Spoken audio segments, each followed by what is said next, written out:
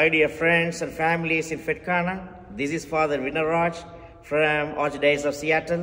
I wish you all blessed Advent season.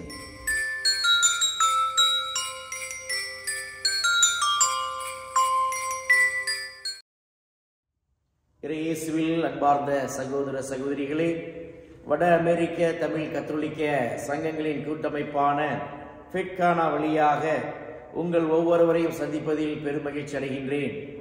நான் father வினராஜ், நற்செய்தி தூதுவர் சபையை சார்ந்த குருவானவர். நான் கடந்த பல ஆண்டுகளாக சியாட்டல் மறை மாவட்டத்தில் பணி செய்து வருகின்றேன்.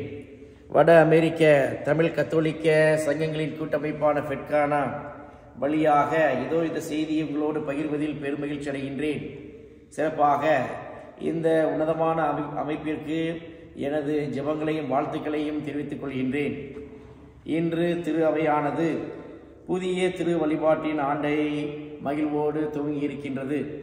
திரு வருகை காலம் என்று சொல்லும் பொழுது கிறிஸ்து பிறப்பை குறித்து, கிறிஸ்து பிறப்புக்காக நம்மை நாம் தயாரிக்கக்கூடிய ஒரு உன்னதமான காலமாக திகழ்ந்து வருகின்றது. திருவருகை காலத்தில் நாம் ஒரு சில சிந்தனைகளை சிந்திக்க அன்னையாம் திரு அவை நமக்கு அழைப்பு விடுகின்றது. எதிர்நோக்கு, விழித்திருந்து நாம் ஜெபிக்க, மன்றாட திரு அவை நமக்கு அழைப்பு விடுக்கின்றது. இந்த திருவருகை காலம் 4 வாரங்களை கொண்ட காலமாக திகழ்கின்றது. ஒவ்வொரு வாரமும் ஒவ்வொரு கருத்தை நாம் உள்வாங்கி அந்த கருத்தை நாம் ஒவ்வொரு வாரமும் முழுமையாக தியானித்து அதை சிந்தனையாக்க நமக்கு அழைப்பு விடுக்கின்றது. அந்த வரிசையில் இன்றைய நாளில் முதலாவது மெழுகுவர்த்தியை நாம் ஏற்றியிருக்கின்றோம். இந்த மெழுகுவர்த்தியானது நம்பிக்கையை நோக்கிய எதிர்நோக்கை நமக்கு முன் வைக்கின்றது. மேலும் சிறப்பாக நாம் இறைவனை முழுமையாக நாடும் பொழுது, இல்ல ஜெபத்தின் வழியாக இறைவனை தேடும் பொழுது நிச்சயமாக நாம் இறைவனுக்கு உகந்த கருவிகளாக, சாட்சிகளாக வாழ முடியும். பிரியமானவர்களே, இன்றைய முதல் வாசகத்தில் இறைவாக்கினர் எரேமியா இஸ்ரேல் மக்களுக்கு ஆறுதலின் செய்தியை அறிவிக்கிறார். மேலும் தாவீதின் குலத்தில் மீட்பர் ஒருவர் தோன்றி இஸ்ரேல் மக்கள் அனைவரையும் அடிமைத்தனத்திலிருந்து விடுவிக்க வருவார் என்ற ஒரு ஆறுதலின் வாக்குறுதியை அறிவிக்கிறார். 2ஆம் வாசகத்தில் புனித பவுல் தெசலோனியர்களுக்கு எழுதிய அன்பின் மடலின் வழியாக தூய்மை உள்ளவர்களாக, அன்புள்ளம் கொண்டவர்களாக நாம் நமது வாழ்வை வாழ்ந்து இறைவனுக்காகவே நமது உள்ளத்தையும் இல்லத்தையும் தயாரிக்க வேண்டும் என்ற ஒரு உன்னதமான அழைப்பை விடுக்கின்றார்.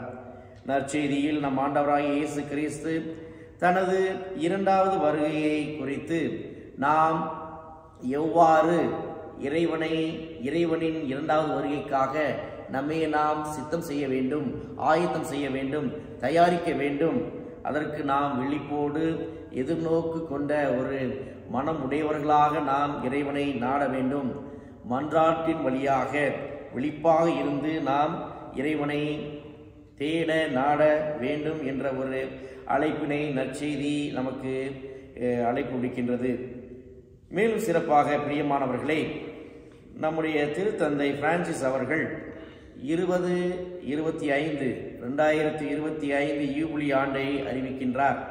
இந்த யூபிலி ஆண்டானது டிசம்பர் 24, 2024 தொடங்கி ஜனவரி 6, 2026 நிறைவு பெறுகிறது.